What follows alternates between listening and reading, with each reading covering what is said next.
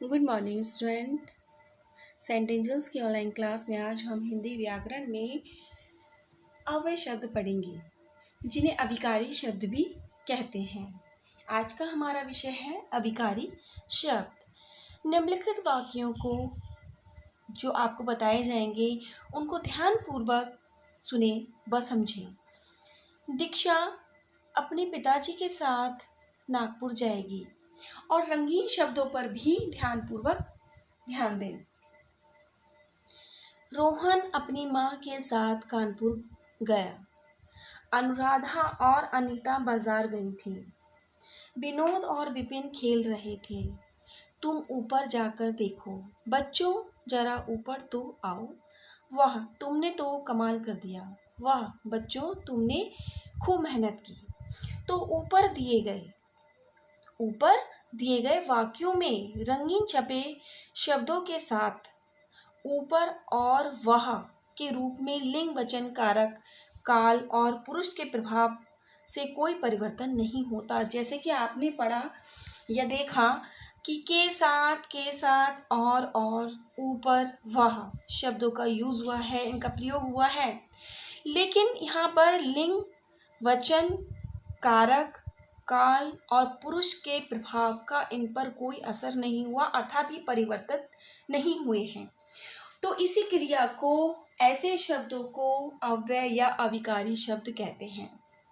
सरल शब्दों में जैसे हम जानेंगे, जिन शब्दों में लिंग वचन कारक काल पुरुष आदि के प्रभाव से किसी प्रकार का विकार परिवर्तन नहीं आता, उन्हें अव्यय या अविकारी शब्द कहते हैं। अविकारी शब्द के 5 भेद हैं। अविकारी शब्द के 5 भेद हैं। कौन कौन से हैं?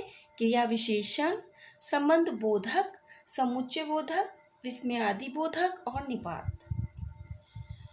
अविकारी शब्द को कितने भागों में विभक्त किया गया है? 5 भागों में विभक्त किया गया है। देखिए कौन कौन से हैं। सबसे पहले आता है हमारा क्रिया विशेषण। सबसे पहले कौन सा आता है? क्रिया विशेषण। अब क्रिया विशेषण को आप किस प्रकार जानेंगे? देखिए यहाँ पर कुछ चित्र दिए हैं, उनको भी देखिए। दादी जी धीरे धीरे चलती हैं, वह अचानक गिर पड़ी। चाचा जी भीतर बैठे हैं।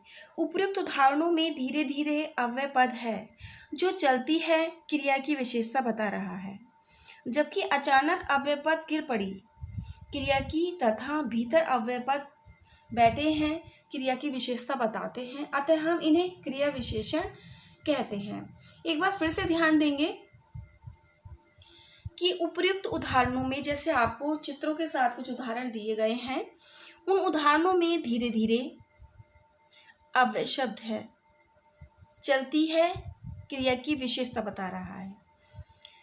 तो क्या है कि धीरे धीरे अव्यय शब्द है, चलती है क्रिया की विशेषता बता रहा है, जबकि अचानक अव्यय पद है, गिर पड़ी क्रिया की तथा भीतर अव्यय पद है, बैठे हैं क्रिया की विशेषता बताते हैं, अतः हम इन्हें क्रिया विशेषण कहते हैं। साफ सीधे शब्दों में जैसे अगर हम कहना चाहें, क्रिया की विशेषता बताने वाले शब्दों को क्रिया विशेषण कहते हैं, लेकिन यहाँ पे हमारे अव्यय शब्दों का प्रयोग हुआ है, तो यहाँ पर ये अव्यय शब्द क्या है? क्रिया की विशेषता बता रहे हैं।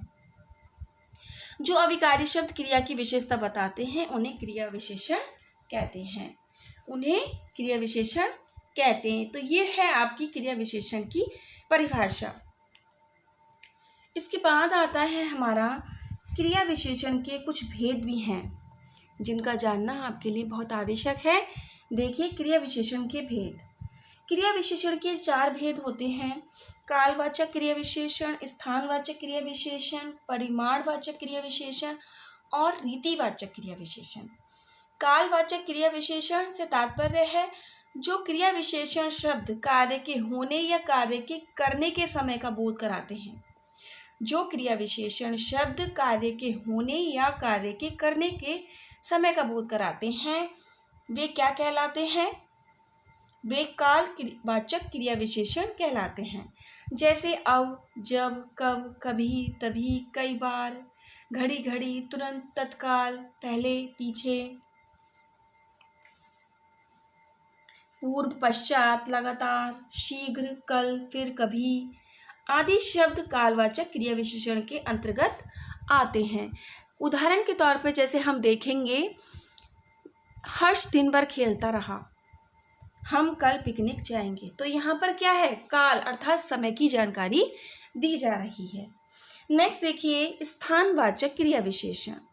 स्थानवाचक क्रिया विशेषण जो क्रिया विशेषण शब्द कार्य के होने या करने का स्थान बताते हैं, जो क्रिया विशेषण कार्य के होने या करने का स्थान बताते हैं उसे स्थानवाचक क्रिया विशेषण कहते हैं। जैसे उस ओर, इस ओर आदि स्थानवाचक क्रिया विशेषण आते हैं। जैसे अंजलि यहाँ बैठी है, तो यहाँ कहाँ स्थान की जानकारी दी जा रही है ना, यहाँ पर चलो अंदर जाकर सो जाते हैं। तो इस प्रकार यहाँ पर स्थान की जानकारी दी जा रही है।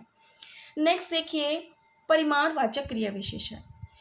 जो क्रिया विशेषण शब्द क्रिया के परिमाण अर्थात माप तोल का बोध कराते हैं, वे परिमाणवाचक अल्प, केवल, लगभग आदि शब्द परिमाणवाचक के अंतर्गत आते हैं।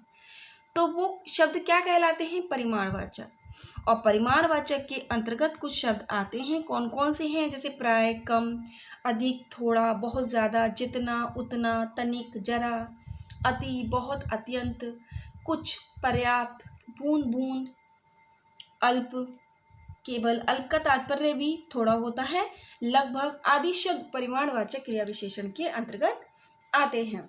तो ये है हमारा परिमाणवाचक क्रिया विशेषण अर्थात मापतोल।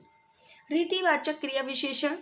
रीतिवाचक क्रिया विशेषण जो क्रिया विशेषण शब्द कार्य के होने या करने की रीति का बोध कराते हैं, वे रीतिवाचक क्रिया विशेषण के अंतर्गत आते हैं। जैसे एकाएक, ध्यानपूर्वक, अचानक, धड़ाधड़, झटपट, जैसे मन से, सहसा, सचमुच, अवश्य, कदाचित आदि शब्द रीतिवाचक क्रिया विशेषण के अंतर्गत आते हैं। जैसे जरा सी असावधानी से किताबें धड़ाधड़ गिर पड़ी, झटपट तैयार हो जाओ।